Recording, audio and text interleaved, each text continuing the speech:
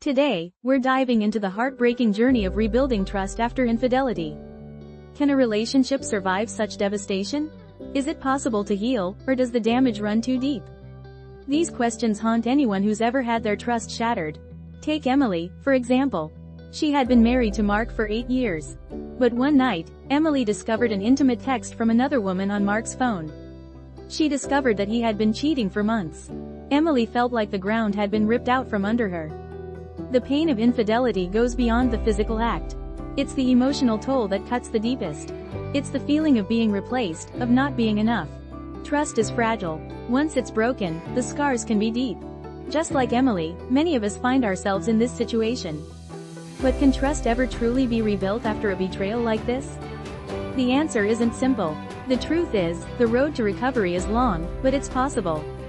If both partners are willing to do the hard work. Here are some steps to rebuild trust after infidelity. 1. Face the truth, no matter how painful. For trust to be rebuilt, honesty must be at the core. Emily's first step was confronting Mark. She needed the painful truth. She needed to hear the details, not to torture herself, but to understand what happened and why. Without this, moving forward was impossible. 2. Communication is key. In Emily's case, communication became their lifeline. They spent weeks talking about everything, including their deepest fears and emotions, their pain, their guilt, and their hopes for the future. 3. Seek therapy or counseling. Sometimes, the wounds of infidelity are too deep for a couple to heal alone. Seeking professional help can provide a safe space to unpack the hurt, anger, and mistrust. 4. Set boundaries and create new trust rituals. Emily and Mark had to redefine what their relationship would look like. They set strict boundaries, like sharing passwords, spending more time together, and checking in emotionally. This allowed Emily to slowly rebuild her trust, though it took time. She had to see Mark's consistent effort to prove he was worthy of her trust again. 5. Patience and time are essential. It wasn't an overnight change. Emily had to deal with feelings of insecurity and doubts. Some days, she thought about giving up, but Mark's continued commitment helped her believe that healing was possible. Can you ever fully recover from infidelity? For some, infidelity is a deal-breaker.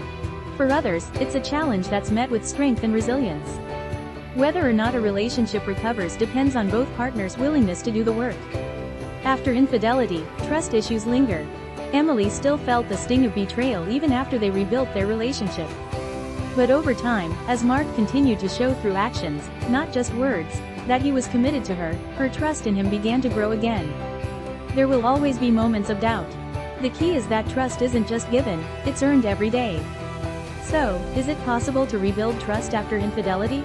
The answer is both yes and no. Yes, it's possible if both people are willing to put in the hard work of recovery. But no, it's not easy.